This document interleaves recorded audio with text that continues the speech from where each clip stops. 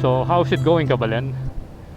And today is Saturday at mag-alas 12 na, November 8, 2025. So as you can see, nandito tayo ngayon sa may harapan ng ginagawang flyover, yung Manila to Santo Cristo flyover. Ayan. So ngayong araw ay i-update natin kung ano na ba yung mga na-accomplish until ngayong araw na to, itong ginagawang Second Angeles City flyover. Since ito na yung pangalawang flyover mula nung magawa at mag-operate yung first flyover, at yun yung Kutkut flyover. May vlog din tayo doon. So ngayon, ito naman yung ina-update natin dahil meron tayong isang subscriber na nagre-request kung kailan natin ulit i-update itong flyover na to. So ngayong araw ito yung ipipicture natin. O tara, silipin natin.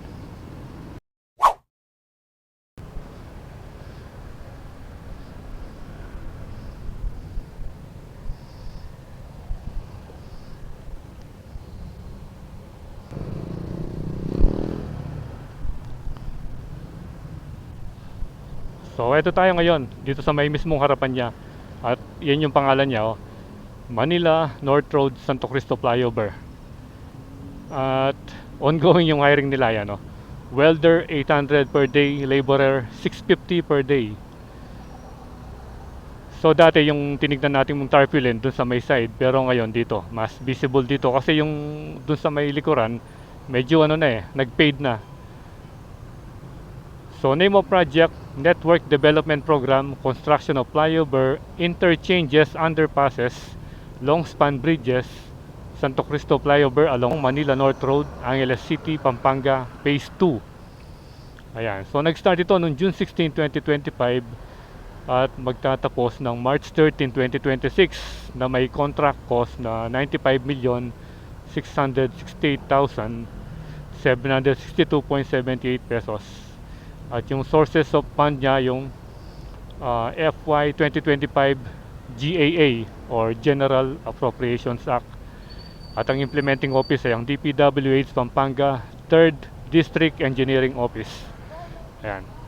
So, tingnan muna natin dito. As you can see, ito may nalagay na silang rito. Yung poste nakapagukay na. Ayan.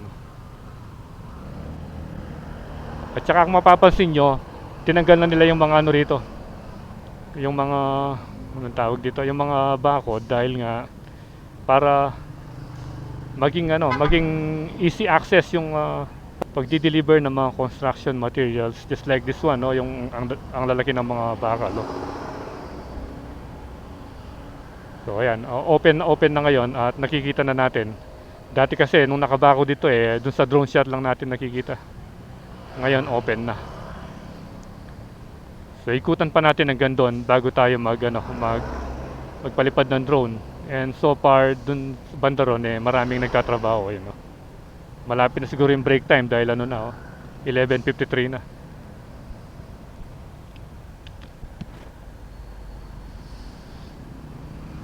Ikutan pa natin doon. Ayan. Nagtatayo na naman ng isang poste rito, ayun. Bali pang 1, 2, 3, pang-4 na poste na.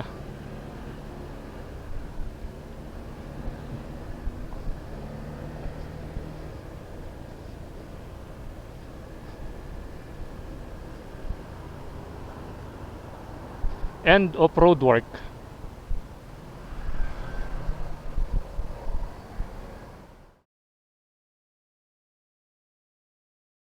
Parang magbe-break time na sila dahil magto 12 o'clock na. At ayun, nasa likuran pa rin natin yung 1, 2, 3, tatlong poste, and then meron pang isang ginagawa. Ayan, tingnan nyo kung gaano kalalaki yung mga poste.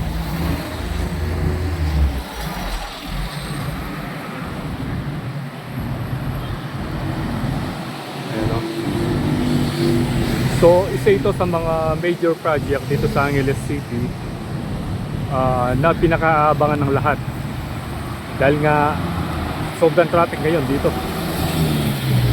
Especially ngayon magpapasko na, talagang patindi yung traffic.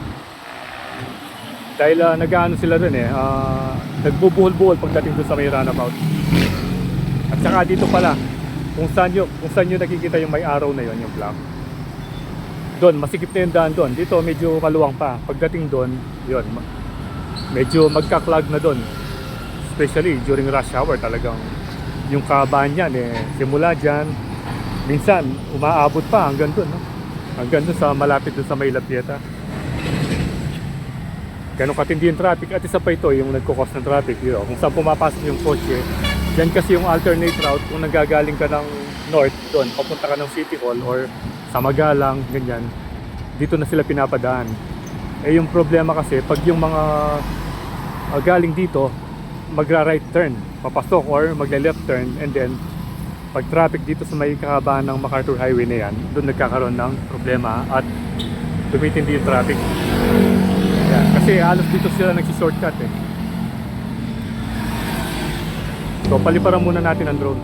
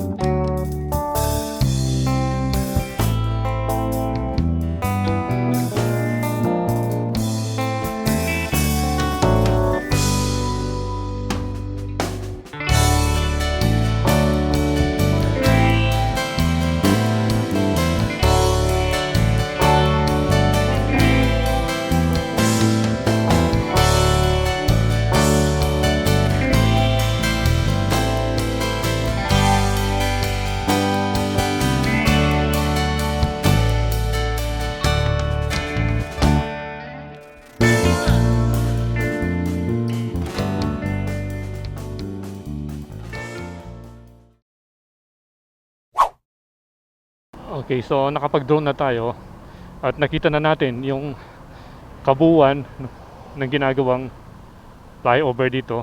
At ikutin muna natin bago tayo magtapos. Yan. Dito yung sinasabi ko sa inyo, pagdating dito, makitid na yung daan. Kaya dito nagka-clog. Ayan break time na. Meron silang parang malaking embudo. At ito, dali, tingnan natin dito. Ayan yung sinasabi ko sa inyo, parang may malaking embudo. Tapos ito yung yung pinaka bang tawag dito, padron. Yung pinaka pattern bago nila bubuhusan itong malaking posting ito. Ayan. Ayan siya kung saan nagpapahinga si kuya.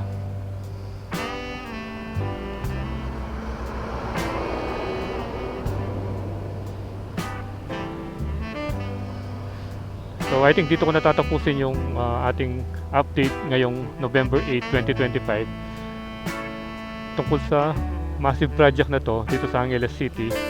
along MacArthur Highway na ang pangalan ay Manila to Santo Cristo Flyover. So abangan yung susunod nating update sa mga susunod na buwan para makita natin yung development dito. So ride safe always, Kabalen. See you when I see you, and Troy Landas is signing out.